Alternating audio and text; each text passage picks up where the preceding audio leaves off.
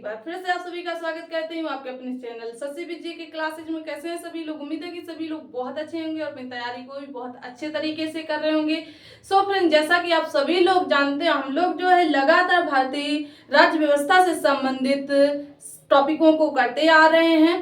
तो जैसा कि आप सभी लोग जानते हैं, हम लोगों ने जो है भारतीय संविधान का निर्माण यानी कि संविधान सभा को पढ़ा, इसके बाद भारतीय संविधान के निर्माण को पढ़ा है। इसी क्रम में हम लोग जो है क्लास को आगे बढ़ाते हुए, टॉपिक को आगे बढ़ाते हुए आज की क्लास में हम लोग पढ़ेंगे प्रस्तावना, यानी कि ये प्रेम्बल की सेकेंड क्लास है। फर्स्ट क्लास को हम लोगों ने पढ़ लिया है। जिन साथियों ने फर्स्ट क्लास को नहीं पढ़ा है वो लोग अवश्य पढ़ लें, क्योंकि फर्स्ट क्लास पढ़ेंगे तभी सेकेंड क्लास आपके लिए लाभदायक होगी। देखिए, प्रस्तावना से संबंधित जितने भी बेसिक से क्वेश्चन बनने वाले थे तो हम लोगों ने कल की क्लास में पढ़ लिए थे। ठीक है, तो आप लोग जो अवश्य कल की क्लास को पढ़ें, इसके बाद इस क्लास को पढ़ेंगे। ठीक है, चलिए। देखिए, आप अगर आप किसी भी एग्जाम की तैयारी करें तो ये जो हमारी क्लासें हैं, जो हम लोग पढ़ रहे हैं भारतीय राज्य व्यवस्था, ये सभी एग्जामों के लिए महत्वपूर्ण। आप सभी लोग जानते हो, चाहे एसएससी जीडी ले लो और चाहे यूपीएसआई ले लो, किसी भी एग्जाम में देखिएगा, देखिए विशेषकर ध्यान दें, यूपीएसआई वाले जो साथी यूपीएसआई की तैयारी कर रहे हैं उनके लिए ये क्लासें जो है रामबाण होने वाली हैं, क्योंकि यूपीएसआई में भारतीय राज्य व्यवस्था से 15 क्वेश्चन पूछे जाते हैं। कितने क्वेश्चन पूछे जाते हैं? 15 क्वेश्चन यूपीएसआई में भारतीय राज्य व्यवस्था से पूछे जाते हैं। और जो एसएससी जीडी की बात करें तो 4 से 5 क्वेश्चन जो है एसएससी जीडी में पूछे जाते हैं। ठीक है, तो इसलिए आप लोग जो है एक भी क्लास को मिस ना करें और नोट्स बनाते हुए चलें। हम लोग एक एक फैक्ट को, एक एक पॉइंट को पढ़ते हुए और उसके बारे में पूरी जानकारी को प्राप्त करते हुए चलेंगे। ठीक है, चलिए। तो देखिएगा, हमने कल की क्लास में आपको बताया था जो प्रस्तावना है, जो प्रियम्बल है, इसमें कितने शब्द जोड़े गए थे। तो हमने आपको याद करने के लिए एक सुपर तरीका बताया था। तरीका था हमारा इसमें SSDR।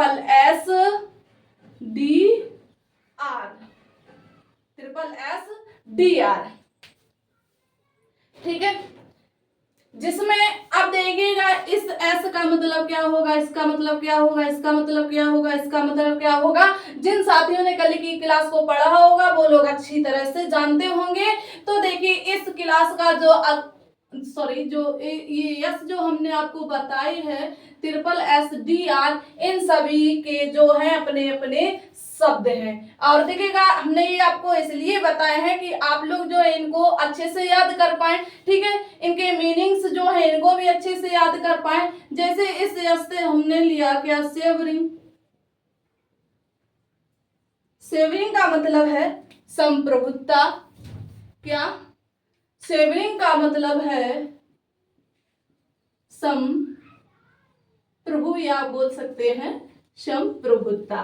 ठीक है, इसके बाद जो है नेक्स्ट इसमें यस है, इसका अर्थ जो दिया गया है इसमें सोशलिस्ट। क्या है? सोशलिस्ट। ठीक है, इसका अर्थ क्या हो जाएगा? तो इसका अर्थ होता है समाजवाद। क्या होता है? तो इसका अर्थ होता है समाजवाद। ये क्या होता है, इसको हम लोग आज की क्लास में पढ़ेंगे। ठीक है, और इसका इस एस का मतलब होता है सेकुलर। क्या होता है? सेकुलर। सेकुलर, इसका अर्थ होता है पंथ निरपेक्ष। पंथ निरपेक्ष, या इसी को बोलते हैं धर्मनिरपेक्ष। धर्मनिरपेक्ष।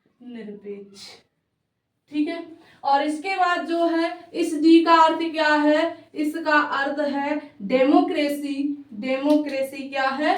इसका अर्थ है जो इसमें दिया गया है डेमोक्रेसी। ठीक है, डेमोक्रेसी का अर्थ होता है लोकतंत्रात्मक। क्या है? लोकतंत्रात्मक। लोकतंत्रात्मक। ठीक है, और ये जो आर दी गई है इसका अर्थ होता है रिपब्लिक। क्या होता है? रिपब्लिक। रिपब्लिक। ठीक है। रिपब्लिक मीन्स होता है गणतंत्र। क्या होता है? गणतंत्र। ठीक है, ये आप लोगों ने कल जाना था। अब यहीं से हमने आपको बताया था कल, इन्हीं से जो है हम लोगों को क्या क्या प्राप्त हुए हैं, तो इन्हीं से हम लोगों को न्याय मिला है। न्याय, फिर इसका स्वतंत्रता, इन्हीं शब्दों से, और इसके बाद इन्हीं शब्दों से बनकर आया था क्या? समानता। ठीक है, तो उसके बारे में हम लोगों ने बेसिक जाना था। लेकिन अब आज कल की क्लास में हम लोगों ने जो है संप्रभुता को जाना था कि संप्रभुता क्या है। कोई बताएगा?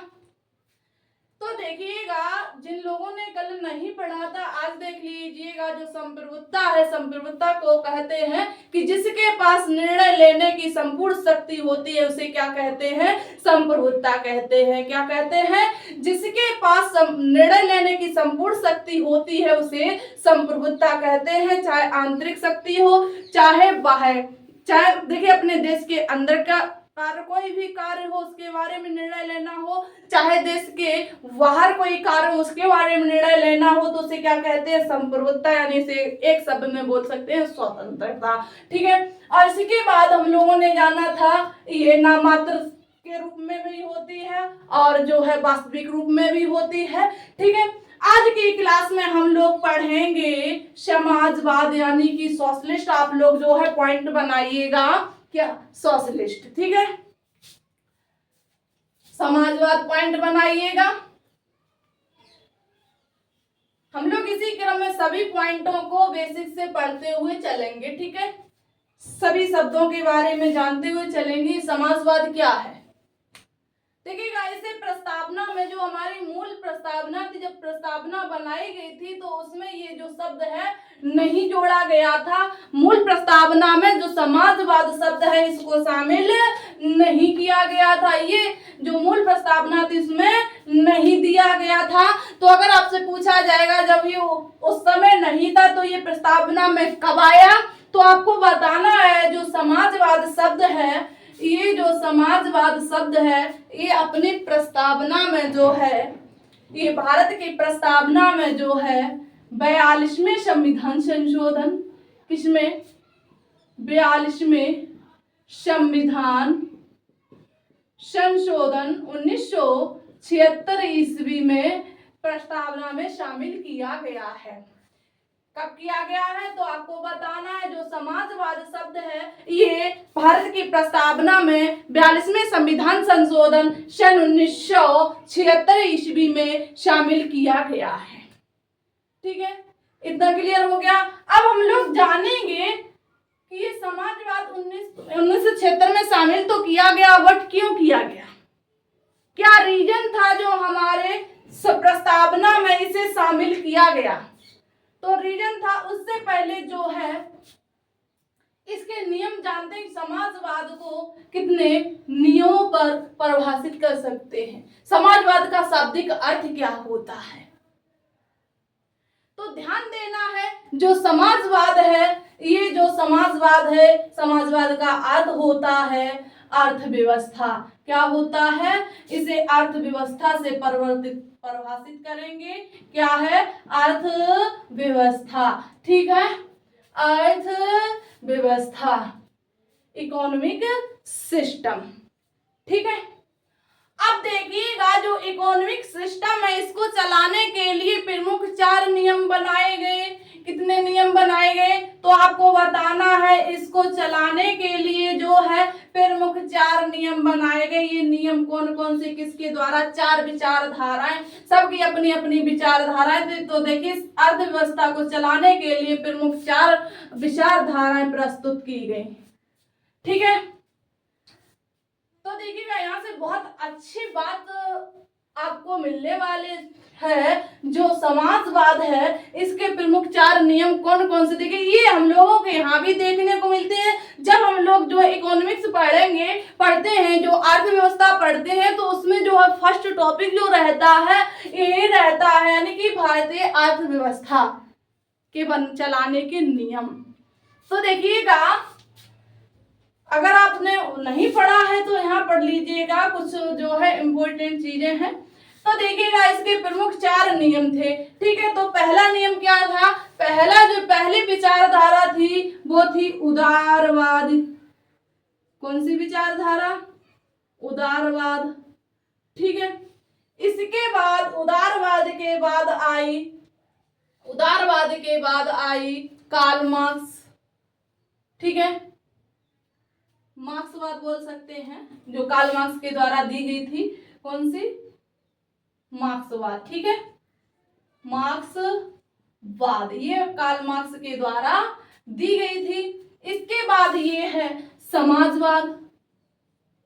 समाजवाद आया, समाजवाद, इसी को हम लोग बहुत बेसिक से परिभाषित करने वाले हैं। इसके बाद नेक्स्ट शब्द बना, नेक्स्ट विचारधारा आई, वो है साम्यवाद। कौन सी विचारधारा आई? साम्यवाद विचारधारा आई। ठीक है, इतना क्लियर हो गया। अब देखिएगा, अब हम लोग बात करते हैं जो उदारवाद विचारधारा है, मार्क्सवाद विचारधारा है, जो समाजवाद विचारधारा है और जो साम्यवाद विचारधारा है, इनमें क्या क्या बताया, किस विचारधारा में कौन कौन से पॉइंट दिए गए, किस विचारधारा में क्या कहा गया।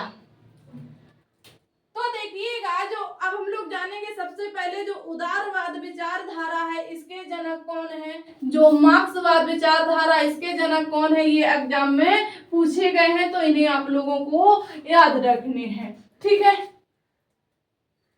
क्लियर? चलिए, तो देखिएगा, जो उदारवाद विचारधारा है, अगर इसके जनक आप लोगों से पूछे जाएंगे तो इसके जनक कोई बताएगा कौन है, या मार्क्सवाद के बता दो। कमेंट करना है आप लोगों को। ठीक है, चलिए बताइएगा। तब तक जो है इंक फिल कर लें। मार्कर जो है आप लोगों को दिख नहीं रहा होगा। चलिए,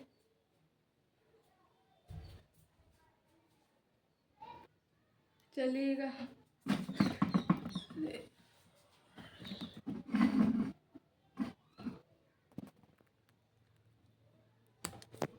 ओके, तो याद आया कि उदारवाद के जो है जनक कौन है। चलो, इंक भी फिल हो गई है, तो देखिएगा जी, उदारवाद के जो है आप लोगों से जनक पूछे जाएंगे, तो उदारवाद के जो जनक हैं ये हैं जॉन लॉक। कौन है? उदारवाद के जनक हैं जॉन लॉक। ठीक है, जॉन लॉक जो है उदारवाद के जनक हैं। मार्क्सवाद के हमने आपको बताया है कार्ल मार्क्स हैं। कौन है? कार्ल मार्क्स हैं। और इसके बाद जो है समाजवाद के ये कौन है, तो इसके लेनिन है। कौन है? लेनिन है। और जो है साम्यवाद है, इसके लेखक कौन है, तो आपको बताना है माओ त्से तुंग है। कौन है? माओ त्से तुंग जो है ये साम्यवाद विचारधारा के जो है कौन है, जनक हैं। ठीक है, तो क्लियर हुआ। उदारवाद के जनक जॉन लॉक है, मार्क्सवाद के कार्ल मार्क्स है, समाजवाद के लेनिन है और साम्यवाद के माओ त्से तुंग है। इतना क्लियर हो गया। अब देखिएगा, ये जो उदारवाद विचारधारा ये कहाँ से आई, तो आपको बताना, ये जर्मनी से। कहाँ से आई? ये जर्मनी से आई। और जो कार्ल मार्क्स की जो मार्क्सवाद विचारधारा है ये कहाँ से आई है, तो सॉरी, ये देखिएगा कार्ल मार्क्स जो है जर्मनी से आई, जर्मनी से। और जो है ये यूरोप से आई। और जो समाजवाद है ये कहाँ से आई, तो आपको बताना है जो समाजवाद है ये रूस से आई। और इसके नाम से तो आपको पता चल गया होगा, माओ त्से तुंग, यानी कि ये चीन से आई। कहाँ से आई है? चीन से आई हो। देखिए, चीन में ऐसे नाम ही है जो ऐसा लगता है कि इनमें बोलने में अजीब तरह की ध्वनि उत्पन्न होती है। ठीक है, फिर माओ त्से तुंग चिंग चांग चुंग जो भी हो, ठीक है, ये सब चीन में ही देखने को मिलते हैं। तो आप लोगों को याद रखने हैं। अब देखिए हम लोग आते हैं अपने पॉइंट पर कि किस विचारधारा में किस कथन को रखा गया है। तो ध्यान देना है, ये जो उदारवादी विचारधारा है, उदारवाद जो विचारधारा है, इसमें कहा गया था, जो हमने आपको बताया जो समाजवाद है, हाँ समाजवाद है, इसका जो है अर्थ क्या होता है, तो समाजवाद को अर्थव्यवस्था से परिभाषित किया है, ठीक है। तो देखिए इसमें बताया गया है कि किसके आधार पर किसी अर्थव्यवस्था चलानी चाहिए। तो देखिएगा जो समाजवाद उदारवाद है, इसमें कहा गया है जिस देश की व्यवस्था अर्थव्यवस्था है उसी देश की सरकार चलाएगी। क्या है? जिस देश की व्यवस्था है अर्थव्यवस्था है उस देश की क्या चलाएगी? सरकार चलाएगी। ये किसने कहा? या कहा गया कि अर्थव्यवस्था को चलाने के लिए सरकार को खुला छोड़ देना चाहिए। मीन्स एक ही निकलता है। तो उदारवाद विचारधारा में कहा गया है कि अर्थव्यवस्था को चलाने के लिए, नोट कर लेना ये पॉइंट पूछा गया है, ठीक है, इम्पोर्टेंट है। क्या है? अर्थव्यवस्था को चलाने के लिए, अर्थव्यवस्था को चलाने के लिए सरकार को खुला छोड़ देना चाहिए, खुला छोड़ देना चाहिए। ये किसके द्वारा कहा गया है? तो ये जो है उदारवादी विचारधारा दी गई थी, किसके द्वारा दी गई थी? तो जॉन लॉक ने कहा है जो अर्थव्यवस्था है उसे सरकार के द्वारा खुला छोड़ देना चाहिए, सरकार चाहे मर्जी से जिस प्रकार चलाए, इसमें कोई आक्षेप ना करे। लेकिन इसके बाद बात करते हैं, ये तो विचारधारा थी जॉन लॉक की। अब कार्ल मार्क्स यानी मार्क्सवाद में क्या विचारधारा दी गई है? तो बात करते हैं, कार्ल मार्क्स ने कहा था, यानी कि कार्ल मार्क्स ने कहा था कि जो अर्थव्यवस्था है इसका अधिकार लेबर वर्ग को होना चाहिए, यानी कि जो अर्थव्यवस्था जो पैसा इकट्ठा होता है ये मजदूर वर्ग से ही होता है, इसे यूज जो है पूंजीपति लोग करते हैं, ठीक है। देखिएगा जो देखिए टैक्स लेके किसी भी प्रकार से जो है हम लोगों से ही पैसा वसूला जाता है और इसे जो है उद्योगपति लोग जो है यूज करते हैं। इसलिए इन्होंने कहा, कार्ल मार्क्स ने अपना विचार दिया कि जो अर्थव्यवस्था है इस अर्थव्यवस्था को चलाने का अधिकार जो है लेबर को होना चाहिए, यानी कि मजदूर वर्ग को होना चाहिए। तो नोट कर लीजिएगा कि अर्थव्यवस्था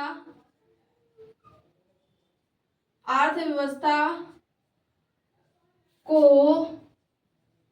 चलाने का अधिकार किसको होना चाहिए?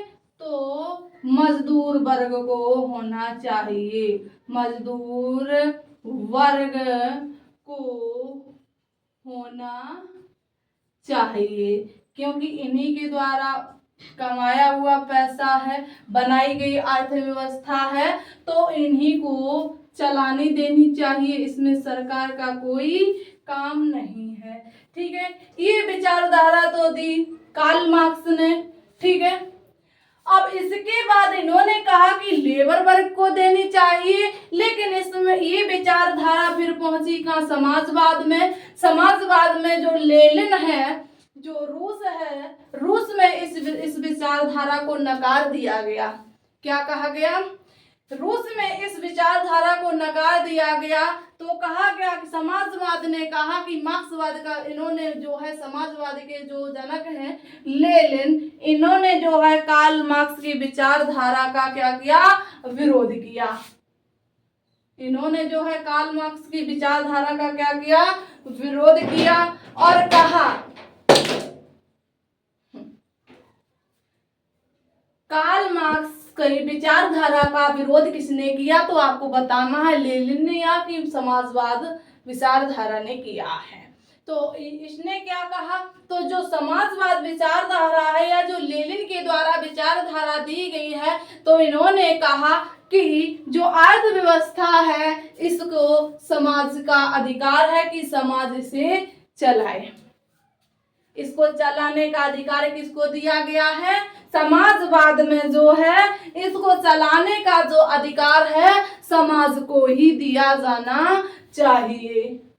ये किसके द्वारा कहा गया है? तो ये जो है लेनिन के द्वारा कहा गया। इन्होंने क्या कहा कि जो अर्थव्यवस्था का चलाने का जो अधिकार है, अर्थव्यवस्था को चलाने का अधिकार समाज को ही होना चाहिए। समाज को ही होना चाहिए। समाज को ही होना चाहिए। ओके, लेकिन समाज को क्यों होना चाहिए? इन्होंने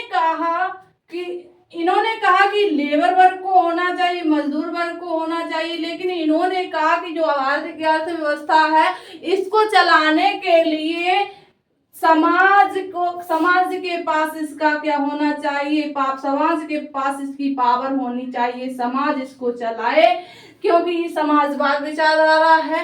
तो ये क्यों चलाए? इन्होंने कहा जो भी अर्थव्यवस्था है, जैसी भी अर्थव्यवस्था ये किसके द्वारा बनाएगी? तो इन्होंने कहा कि समाज के द्वारा बनाएगी। देखिएगा, हर चीज सरकारी जो होती, सरकारी स्कूल, सरकारी हॉस्पिटल, जो भी है, सरकारी दवाइयाँ, सरकारी प्रॉपर्टी, ये सभी किसके लिए होते हैं? तो समाज के लिए होते हैं। तो इन्होंने कहा कि ये जो अर्थव्यवस्था का चलाने का जो अधिकार है, जो पावर है, किसके पास होनी चाहिए? समाज के पास होनी चाहिए। जितने भी सरकारी कार्य होते हैं किसके लिए होते हैं? समाज के लिए होते हैं। आप जिसके लिए तैयारी कर रहे हैं, यानी जॉब के लिए तैयारी कर रहे हैं, तो ये जॉब किसके लिए करोगे? अपने लिए? नो, समाज के लिए करोगे। ठीक है, समाज की सेवा करोगे। तो इसमें जो है किसके पास पावर होनी चाहिए? समाज के पास पावर होनी चाहिए। किसकी विचारधारा थी? तो आपको बताना है ये समाजवाद की विचारधारा थी। समाजवाद के जनक जो हैं कौन है? लेनिन है। ठीक है, चलिए इसके बाद देखिएगा, बात आई इसमें यानी कि माओ त्से तुंग ने इस विचारधारा को क्या किया? नकार दिया। जो समाजवाद विचारधारा थी, ये विचारधारा धीरे धीरे कहाँ पहुंची? साम्यवाद में पहुंची, यानी कि चीन में पहुंची। देखिएगा, हमने उसी प्रकार वर्गीकृत किया जिस प्रकार जो है बंटवारा हुआ था, पहले यूरोप, फिर जर्मनी, रूस, फिर चीन। ठीक है, क्रम से है। तो देखिए धीरे धीरे विचारधारा बढ़ती गई कहाँ पहुंची? चीन में पहुंची। तो देखिएगा साम्यवाद में पहुंची। तो इन्होंने अपना विचार क्या दिया?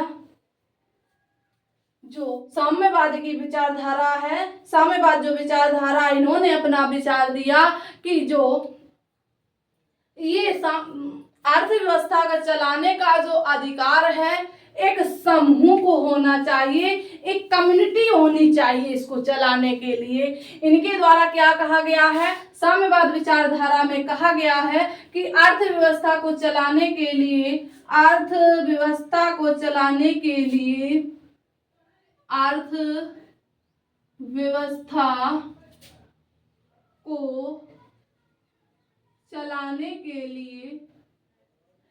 चलाने के लिए क्या होनी चाहिए?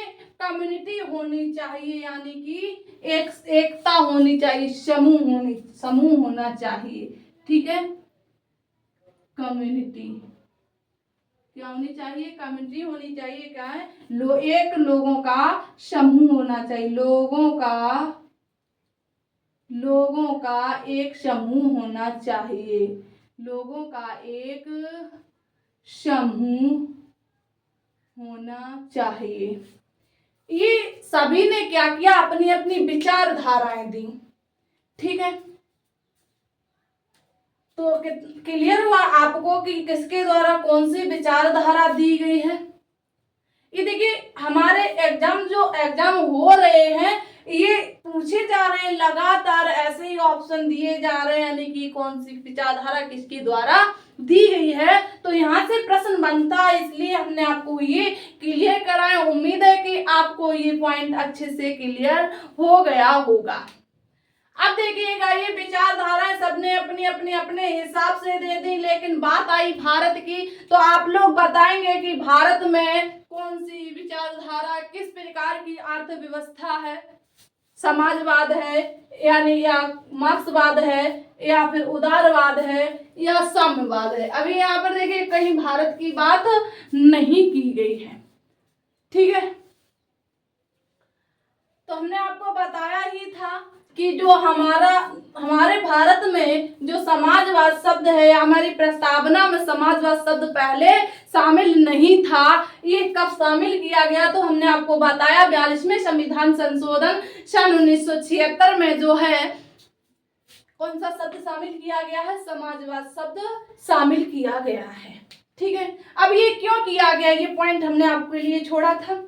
तो देखिए अब इसको भी क्लियर करते हैं। आप लोगों ने नोट किया, आप लोग साथ साथ नोट करते चला, ठीक है। चलिए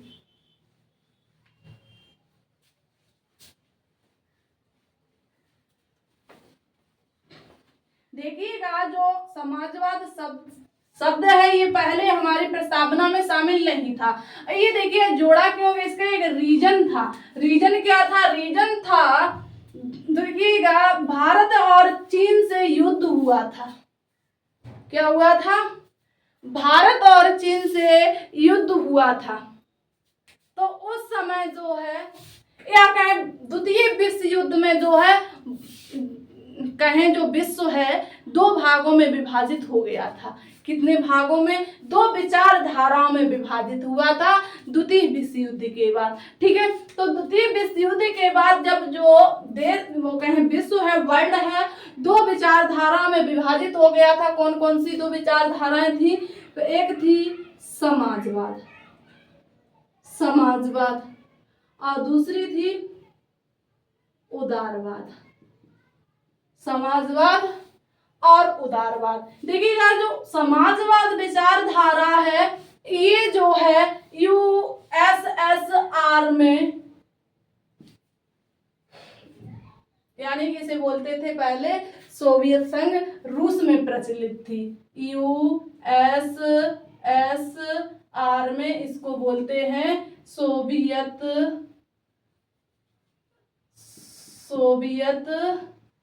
संघ रूस।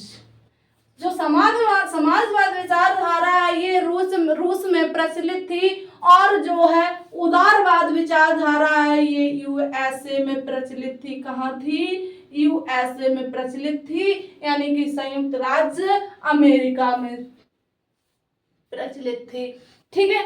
अब देखिएगा जब ये द्वितीय विश्व युद्ध के बाद जो है विश्व दो विचारधाराओं में विभाजित हो गया, एक समाजवाद एक उदारवाद। देखिए इसके बाद जो है भारत और चीन के बीच युद्ध हुआ।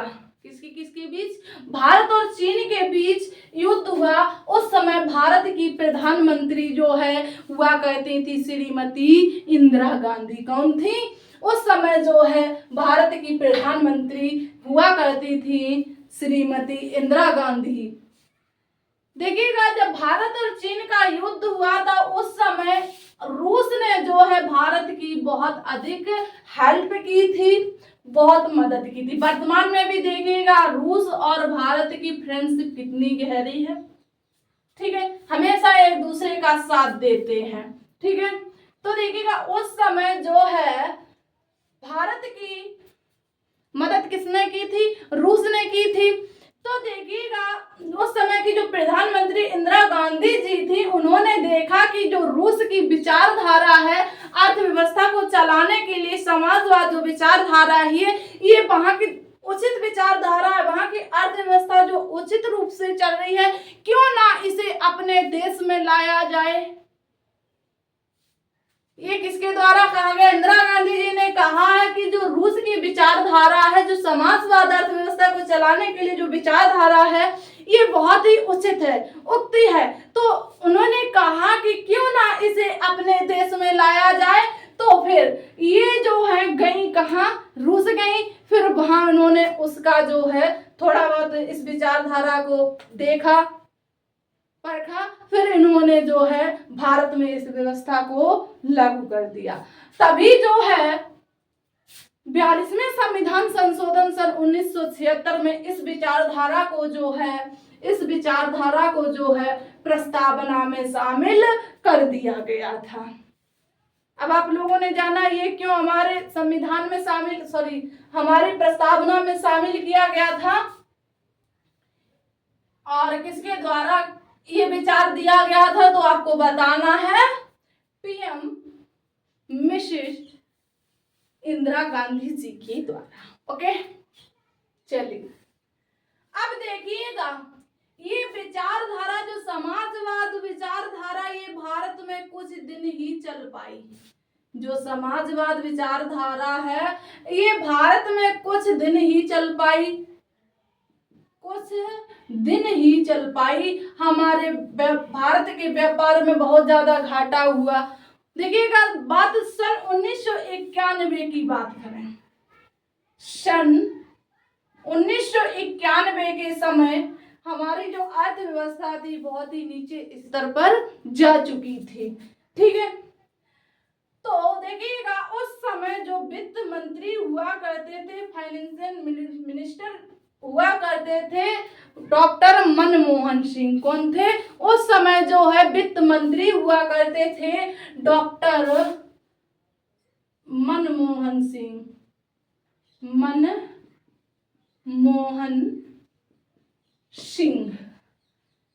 ठीक है, कौन हुआ करते थे? उस समय जो है भारत के जो वित्त मंत्री थे वो डॉक्टर मनमोहन सिंह थे। तो इन्होंने विचार दिया, इन्होंने कहा कि जो समाजवादी विचारधारा है इससे जो है हमारे देश की अर्थव्यवस्था बहुत ही नीचे स्तर पर जा चुकी है और हम लोग जो है यानी कि परेशान होते जा रहे हैं। जब अर्थव्यवस्था गड़बड़ होगी तो सब कुछ ही गड़बड़ हो जाएगा। ठीक है, तो इन्होंने कहा क्यों ना हम इन दोनों विचारधाराओं को अपना लें। मनमोहन सिंह ने कहा क्यों ना हम इन दोनों विचारधाराओं को अपना लें। तो देखिएगा सन 1991 में भारत में एक नई व्यवस्था जोड़ी गई, उसका नाम दिया गया मिश्रित अर्थव्यवस्था। कौन सी व्यवस्था? मिश्रित अर्थव्यवस्था। मिश्रित अर्थव्यवस्था जो है सन 1991 में भारत में शामिल कर दी गई। अब देखिए भारत की अर्थव्यवस्था जो है मिश्रित अर्थव्यवस्था के आधार पर चलती है। देखिएगा समाजवाद और उदारवाद दोनों विचारधाराओं को भारत में अपनाया गया है। ठीक है, क्यों अपनाए? देखिएगा जब युद्ध हुआ था तो उस समय देखिएगा कुछ विचारधाराएं समाजवाद में, कुछ जो है आधे देश समाजवाद में थे, आधे देश जो उदारवाद में थे। लेकिन उस समय जो यहाँ के प्रधानमंत्री जी थे पंडित जवाहरलाल नेहरू, तो उस समय देखिएगा जब युद्ध हुआ था तो उस समय जो इनसे कहा गया आप कौन सी विचारधारा लेना चाहते हैं, तो उन्होंने जवाब दिया था हम किसी भी विचारधारा में सम्मिलित नहीं होना चाहते। ना उन्होंने देखिएगा उदारवादियों का साथ दिया, ना समाजवादियों का साथ दिया। उन्होंने कहा मैं किसी का साथ नहीं दूंगा। तो उन्होंने एक गुट निरपेक्ष पंथ बनाया था। कौन सा? गुट निरपेक्ष। उन्होंने कहा मैं किसी का साथ नहीं दूंगा। उन्होंने फिर क्या किया? गुट निरपेक्ष समाजवाद, कुछ भी बोल सकते हैं, गुट निरपेक्ष प्रारंभ किया। ठीक, उन्होंने अपना एक गुट अलग से बनाया, बोलते हैं समूह अलग से बनाया, ये बोल सकते हैं। ठीक है, चलिए तो क्लियर हो गया। समाजवाद जो है हमारे संविधान यानी हमारे प्रस्तावना में क्यों शामिल की गई, तो उम्मीद है कि आपको ये पॉइंट अच्छे से क्लियर हो गया होगा। आप लोगों ने जाना क्यों और किस लिए और किसके द्वारा जो है समाजवाद शब्द जो है प्रस्तावना में शामिल किया गया है। ठीक है, चलिए हमने कहा सभी पॉइंट आप लोगों के लिए इम्पोर्टेंट होने वाले हैं, तो आप लोग जो है नोट करते हुए चलेंगे। ठीक है, नोट्स बनाते हुए चलिए, तो ये थे समाजवाद। कल की क्लास में हम लोगों ने संप्रभुता को पढ़ा, आज हम लोगों ने जाना समाजवाद। ठीक है, और नेक्स्ट डे हम लोग पढ़ेंगे, नेक्स्ट क्लास में पढ़ेंगे पंथ निरपेक्ष और धर्म निरपेक्ष क्या है। इसके बाद जो हम लोग क्रम वाइज पढ़ते हुए चलेंगे। ठीक है, आप लोग कमेंट करके अवश्य बताना कि कंटेंट कैसा रहता है। ठीक है, पढ़ाने का जो तरीका है कैसा रहता है, आपको समझ में आता है या नहीं आता है, कितना आता है कितना नहीं आता है। ठीक है, पढ़ने के बाद अगर आपको कोई डाउट रहता है तो आप लोग जो है अपने डाउट को कमेंट बॉक्स में कमेंट कर दीजिएगा, तो उसका जो है आपको जवाब अवश्य दिया जाएगा। ठीक है, चलिए, तो आप लोग जो है इसी प्रकार सहयोग बनाए रहिएगा। सहयोग ऐसा होना चाहिए जो अब क्लास को जो है शेयर तो करना बनता है। और जो साथी क्लास को पहली बार पढ़ते हैं या चैनल पर पहली बार आए हैं तो क्लास चैनल को शेयर सब्सक्राइब करेंगे या शेयर भी कर सकते हैं।